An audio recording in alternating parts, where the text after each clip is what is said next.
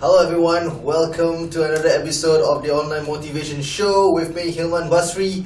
Today we're going to talk about a topic that is very wide, but as much as it's wider than anything, right? It also requires a lot of reflection and require a lot of thought put into it. We're going to talk about change. What is change and how can change really affect our lives? Okay, so this is a topic which is not being discussed on a liberal basis, alright? You don't talk to your friends talking about change so much, but this is what I'm going to relate to you today. It's about, how to adapt to change and how to make change in your favor so that it benefit your life and the people around you, especially your loved ones. So, we're going to talk about change and we're going to see what kind of change is good and what kind of change is not suited, and what type of changes really is needed in a particular time. So, alright, stay tuned to the Online Motivation Show with me, Hilman Basri. I'll be back soon enough. We'll talk about change.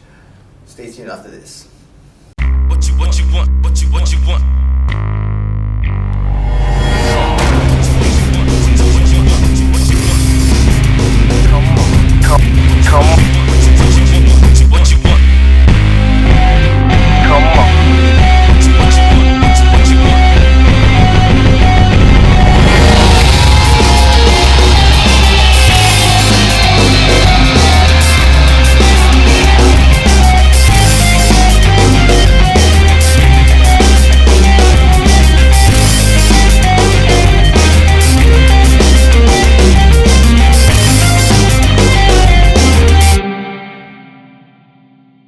Hello everyone, welcome back to the Online Motivation Show. Alright, today we're going to talk about change. What is change and how do we create change and how do we make change? Okay, change is a word that is normally used, but not many people actually have spare some thought wondering what is it all about. Okay, in counseling or in therapy for that matter, a lot of times we talk about change is about making a certain type of sacrifice that is different from the environment or from the repetitive lifestyle that you had before.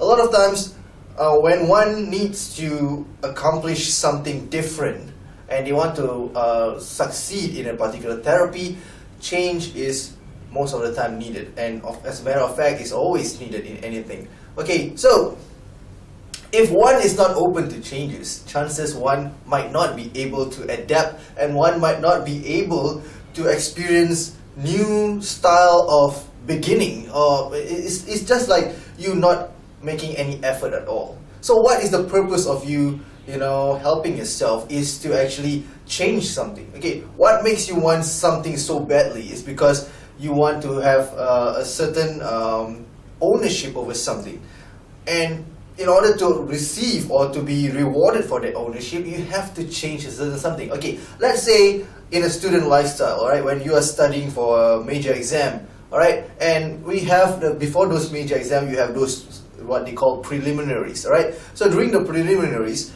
basically you don't score that well, so you decide, you begin to think, oh, I studied quite hard, but then I don't get the marks that I desired, so what actually went wrong? So that's where you have a certain reflection, and then you begin to think of a particular strategy to enhance the way you study. So by doing that strategy, you are actually, without you realizing it, you are actually trying to make a change in the way you study, change in the way you think, and etc., so that it is of benefit to you in the long run. So that is, of course, the most basic of thought of how change works. But in a more complex behavior, or in a more complex of situation, especially in therapy or in counseling. Alright, when I counsel students who have problems like, okay, let's say relationship problems, one has to be adaptable to change is one thought, and then one have to make the change is another thought. So, how do we adapt to change? It's pretty simple. Like you enter a new environment, Alright, there is a saying, when you are in Rome, you do what the Romans do. So that's how you adapt to it. You don't bring whatever baggage or whatever thing that you had before into this thing and hoping that the new environment actually follows your tempo of the way you want things to be. It doesn't work that way. So a person who is adaptable to any type of environment is usually what we consider as a survivor, because he can survive in any terrain. You put him at any part of the world, he can survive because he's willing to adapt. And willing to adapt means that you are willing to make a change. Right, these are some subtle change that we normally do, but we sometimes don't actually, when we reflect it, we don't actually realize that we are doing it. But you see, like for me, for instance, right, I am of Javanese influence, right, ethnicity. So basically, of course, when I speak my native language in this country, I'll be more like, I speak the same accent as most of the most of the people, my own ethnicity around here. But when I went to Indonesia, suddenly I just have this thought of speaking in Bahasa, which is more, the dialect is much more, plain, and this is much more delicate, because they have a very huge vocabulary. And suddenly you just, without you realizing it, momentarily you just change your accent. So when you change your accent, you are actually adapting to the environment, to the culture there. And then, because what's the reason you adapt to that culture is because you want to be accepted into the culture as well. So that's how, surviving a terrain is all about changes as well. You don't bring whatever, if you are going for a camping in certain parts of the world, which is more of a jungle terrain, you don't bring those city lifestyle mindset into the thing. Of course, that's an obvious thing. So that is adapting to change. But now, what about when I say make the change? Now, this is something which not many of us actually reflect. But the thing is, when we want to make a change, it requires a lot of thinking. It requires a lot of self-help, and it requires a lot of one to be in control of their actions and their emotions at the same time. You see, it's not as simple as adapting, right? Because adapting, you just tend to think like, hey, I'm there for 2 weeks, so basically for that 2 weeks I adapt to their particular culture. Alright, it's quite straightforward in terms of adaptation.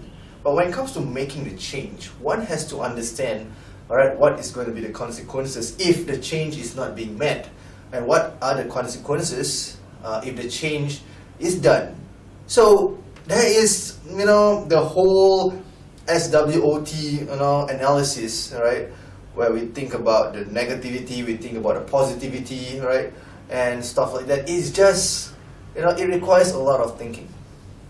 But when normally in our everyday life, we don't normally have 10 years to make the change. So usually we have only a split second to make a decision. Alright, a decision and a change is, for me, I consider it to be slightly different, because decision is like you have a split second to make a decision. After you make a decision, alright, this is what's going to happen. Whereas a change, you can take as long as possible. A lot of people say that they want short-term change. Alright, okay, here's my take for it, and it's being backed by a couple of authors and researchers around the world. When we actually seek for immediate change, alright, and then we got rewarded for that immediate change, most of the time when that change is being accomplished, 40% of the people who actually accomplish immediate change are often not satisfied with what they get. Whereas when we are looking for a long-term change, right, which takes a long term to actually accomplish that change, most people, alright, almost 90% of them are actually satisfied. And then they say that the 10 years or 20 years that I actually spent in order to pursue this change is all worth it. So, I'm not asking you to stop trying to make change in a short nick of time. But if that change requires time, my advice, give in that time. Give to that time. Because, see, when I relate to myself, okay, in terms of change, in terms of how I want to pursue my studies, right? When I was after my national service, I was in my early 20s. I wasn't qualified to be anything, right? I don't have a good education, I don't have a skill, all I had is just dreams and passion, but with nothing to support. So, of course, I can go to the normal way, which a lot of people would say, oh, just get a job and then be done with it, alright? But there's something in myself that I realized that, there's something that I can do more. I'm not a person who just stick to one job and then work, get married, and go through the cycle and let the cycle controls you. Alright, I'm the type of person, I'm not saying that I'm a visionary, but I'm the type of person who knows what I want. And if I don't get what I want, it's like I am torturing myself with life itself. So something has to be done. And one way, to be done to do something is to actually, during that moment in time, I decided to, I have to go back to studies. So I indirectly, without realizing it, when I decided to pursue my diploma in mass communication about close to 10 years ago, I did not realize that I'm gonna embark into this journey. But as the time goes on until today, then I realized that actually I'm allowing time for this change to happen. So, what I'm saying is, when I started studying, I become so studious because I remember when I was in high school, I was, playful and stuff like that. So I wasn't really good academically, and I suffered the consequences while I was serving my national service because of my education level. I did not get promotion, etc., etc. So it was a very bad experience, and through that bad experience, I actually I want something to change. But back then, because I was so young and naive and maybe immature, I do not know what kind of change am I looking for.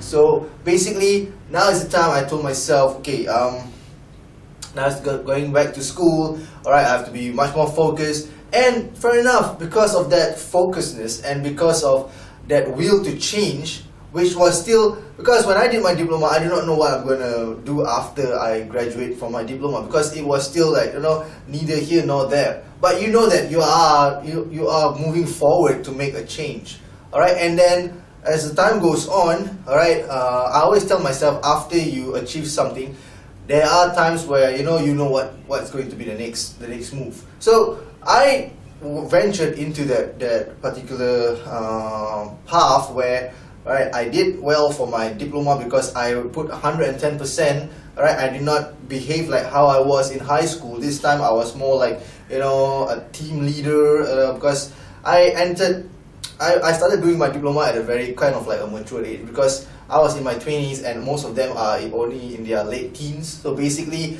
I was one of the more mature students. Alright, I wasn't afraid to tell them my age because they look up to me. So with that in mind, I actually, while I was doing my diploma, I became a team leader and stuff like that. And then I did very well.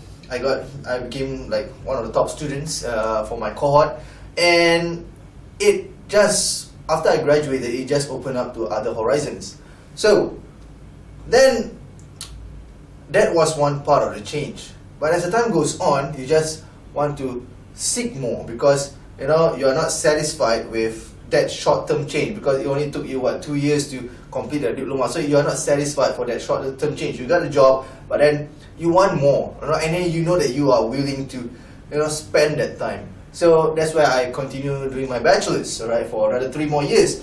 And I never look back saying that I regret doing my bachelor's or master's, because I know that after every hurdle of this academic journey, I will get something in return, which is a better prospect job and stuff like that. So I carry on doing it, going into the into university, and God bless, I was also in the creative industries where I get to do things that I love. Where I started from a very low position, like a backstage crew, and then you move up the ladder and stuff like that. So these are changes that happen as you are pursuing something, right? But to tell you the truth, I still couldn't actually, see what is my ultimate goal just yet, because it's still, hazy. It's still like, all right, after my degree, what am I going to do? I still do not know what to expect, but I know that I am moving forward to make a certain change. So let the time flies and you walk with the change itself, all right? Because at the end of the road, at the end of that 3 years or 4 years tenure of your particular academic length that you have to do your degree, you know that you will move to the next step, which is at least get a better job, a job that satisfies your needs, at least. So I never look back, and I go on as per normal, and then of course study hard, work well, and then juggling work with study, alright, and I was studying overseas, so basically there's a lot of other challenges that I had to but then I never look back, because I'm the type of person, I love challenge, and basically when I'm being bombarded by all these challenges, I become more active and more creative, as what I always normally like to consider myself as. And basically, as time goes, after I finish my bachelor's, alright, you get a job in the education line, and then you realize that you want to do more. It's always that thing that you want to do more, because I feel that it's still a short-term goal, for that matter, because it's only 5-6 years. It's still a short-term goal. So at the end of me, completing my master's, then I realized that actually what I did was I put a 10 years plan for me to finish my diploma, my bachelor's and my master's, in order for me to achieve what I want to achieve today. So basically, I just want to tell you that, if it requires time, give to that time, alright? Because it's well worth it, right? I never look back and regret every single moment that I spent studying. I never look back, regret every single moment that I spent not committing to a particular relationship. Because I gotta tell you, right, in the midst of this studying and working and all the other responsibilities, alright, there are several relationships that are pretty, tragic for me. But as the time goes on, because you are moving forward to make a certain type of change, a certain type of sacrifice, some things you are just you rather sacrifice that away, So I've been through relationships that I almost get engaged with, and then suddenly it doesn't work out. But the journey, the educational journey still goes on, and then at the end of the road there's something installed for you. So I like to live in that surprise. So the same thing for everyone else, right? If it requires time, because a lot of people, alright, especially those students who come to me for counseling, or young adults who come to me for counseling, they want immediate change. You see, I'm not saying that immediate change is not good, but we have to think about the consequences. So we have to really think. Don't just make changes because of your emotional, because of your at a very emotional state. Because when you are very emotional, it's actually the wrong time to actually make a decision, let alone trying to make a change. So I always consider them to spare a thought, because while they are sparing that thought, as a counselor, I can buy some time, and hopefully that time could convince them to actually think of making a long-term change, rather than just an immediate change that was decided because they are angry at that moment in time. Because I don't want them to make short-term changes, and then because out of anger they make short-term changes, and then after that they regret for the rest of their life. It happens a lot in individuals. It happens to me before, right? In terms of some relationships. But there are certain things that as the time goes on, there are other changes which are long-term, and I feel so fulfilled because I managed to fulfill that goal, and basically I feel so enlightened, and I never look back in making those decisions. So my think about change is, okay, it's possible. Okay, it's possible, but it is never easy.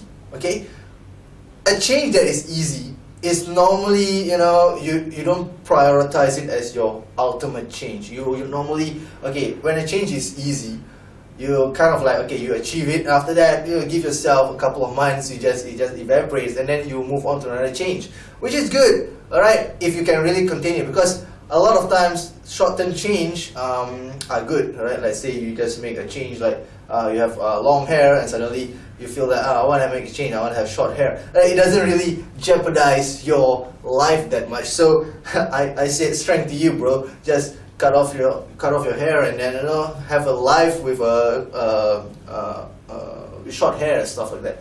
But when we talk about long-term changes, it requires sacrifice, it requires commitment, it requires a certain sense of responsibility. Alright, something which adolescents find it hard, because responsibility and them is a bit, it's just about to connect with each other.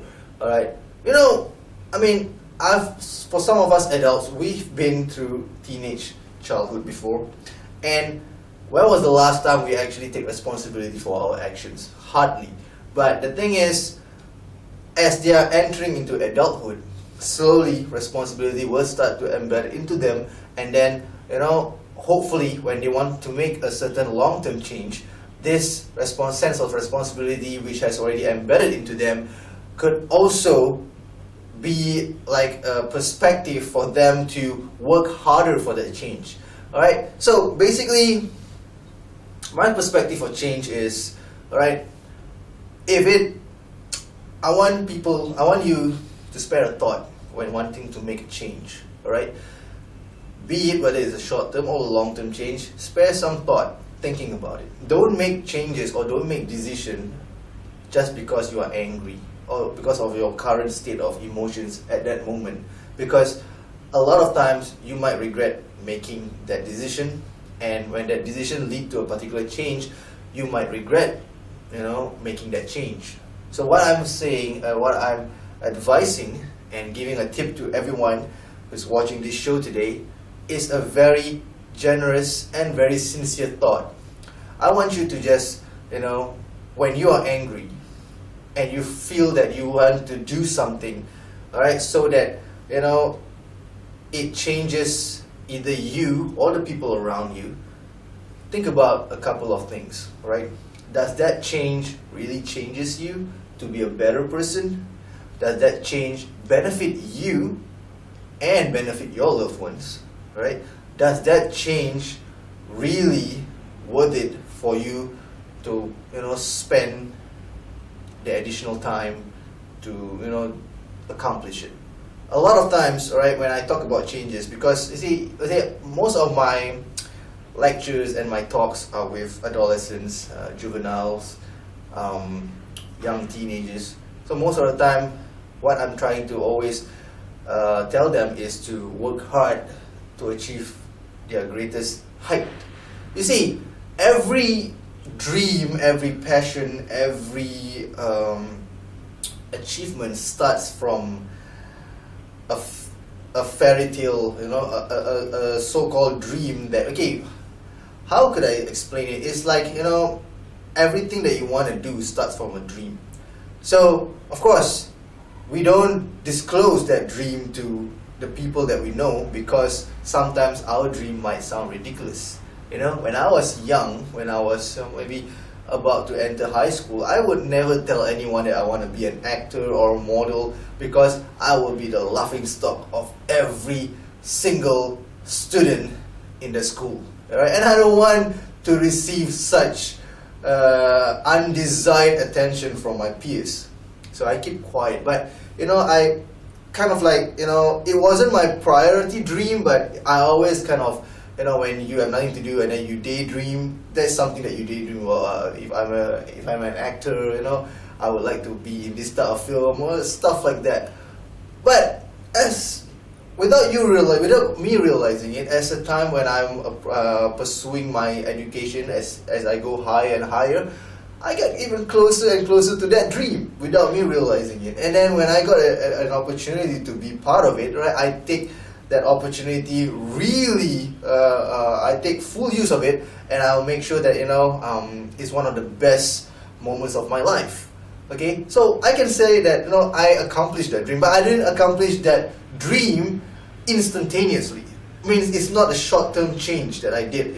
It took me maybe 20 years to accomplish such a dream, because I don't have the guts to go into talent time shows, because I don't like to be criticized for anything. But I am the type of person I like to work hard on my own accord. So there was a lot of time when I was in acting school. I actually booked the whole entire studio just so that I can practice my lines, practice my dialogue, see, because the studio is like surrounded by mirrors everywhere, see myself in that state, how I actually act, how's my facial expression.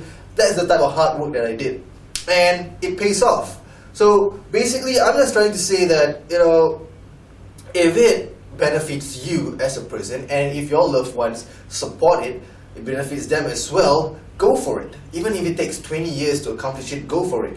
Alright? Now, we haven't talked about business sense yet. I mean, because the reason why I don't really touch so much about business, because not all of us are business centered. Alright? Not all of us are out there just to make money. Not all of us are out there to be so enterprising. That's why I put it on a general term. All of us have something that we want.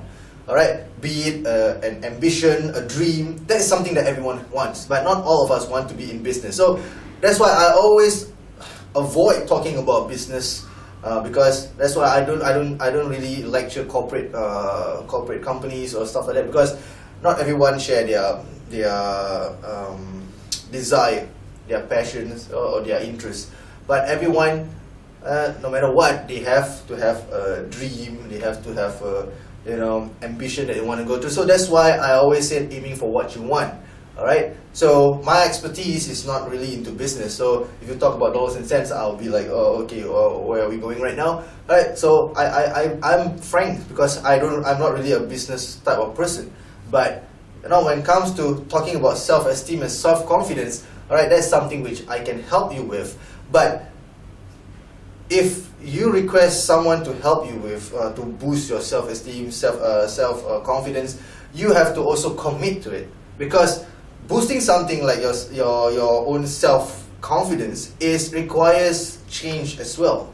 Alright, you need to be someone who is much more comfortable meeting people, much more comfortable presenting. Usually for students, I always challenge them through presentations.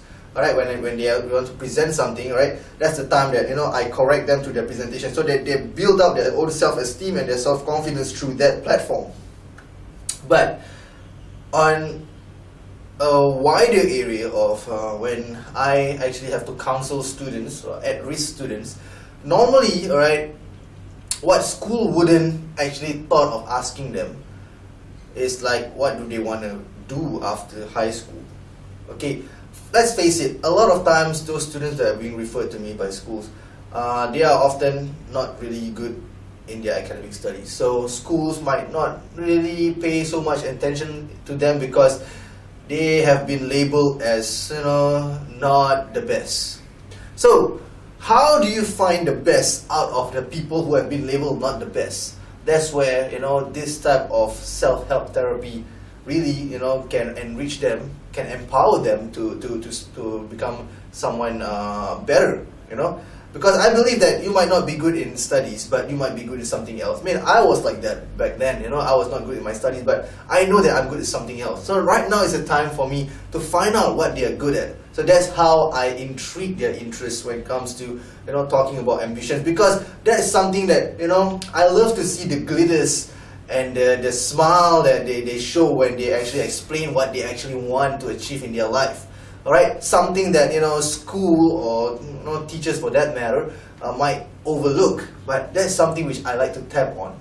Alright, so when talking about ambitions, everyone has an ambition, everyone has a dream. So let's relive that dream by being accepting to changes. Alright, because if you're not as open to changes, chances there was not going to be any improvement in your life. You just stay the same stagnant way, because changes, my friends, take time. And I tell you, the time that you spend just in pursuit of that change is well worth. So give into that time, alright? Because I don't want you to regret. There's a lot of people that I met, when they always tell me that, alright, I should have done this when I was this. Right? So there is no room for regrets anymore, right? What's done is done, just leave it alone and we don't regret it. That's what I always tell myself. But, the future is always out there. The future is always bright for everyone if you are willing to adapt and you are willing to make the change. So, as I said, change is possible. It's not impossible. It's possible, but it's not easy. It needs effort, just like anything else. Alright? So, are you willing to take the effort? Alright? I'm willing to take the effort. Alright? And if you willing to take the effort, I'm willing to help you to reach to that effort, to reach to that promised land, your accomplishment. And when you accomplish that, right, you have no one else to thank other than yourself, because you are willing to go through that mile. Alright, changes can be the best reward for anyone in this God's green planet, because I got a feeling that nothing will change if you are not accepting or you are not open to changes itself. Alright, so you don't expect to just sit down and do nothing and expect miracles to happen. You have to make that miracle happen, and by doing that, you have to be acceptable, adaptable, and open to change.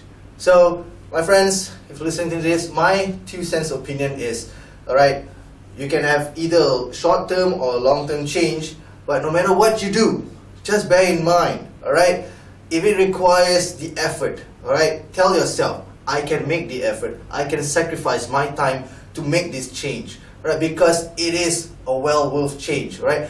Do not worry about what people say about your dreams, what people say about you while you are in pursuit of that change. Because once you reach that change, once you accomplish something, you will have the last laugh, and then they will just be, they can either be 2 things. They can, one, be very envious of you and will never talk to you again, or they can be a sour grape bunch of suckers who just, doesn't like to see people being better than them. So, what people talk about you, what people think about you is not you. So just go out there and accomplish that change, alright, adapt, make that sacrifice, because I tell you it's worth it.